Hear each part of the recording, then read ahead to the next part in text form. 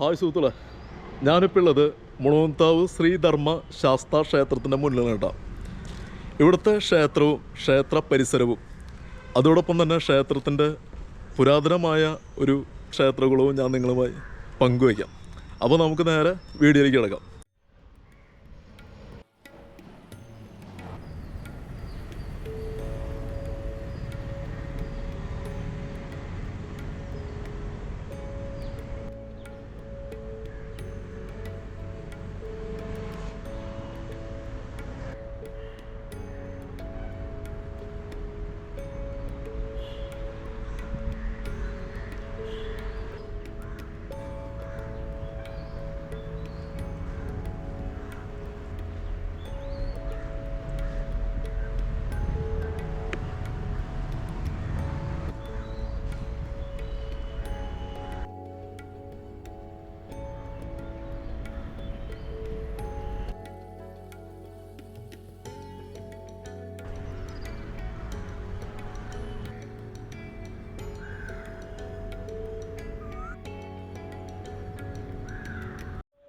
ഇനി അടുത്തതായി കാണാൻ പോകുന്നത് നമ്മളിവിടുത്തെ ക്ഷേത്രക്കുളമാണ്.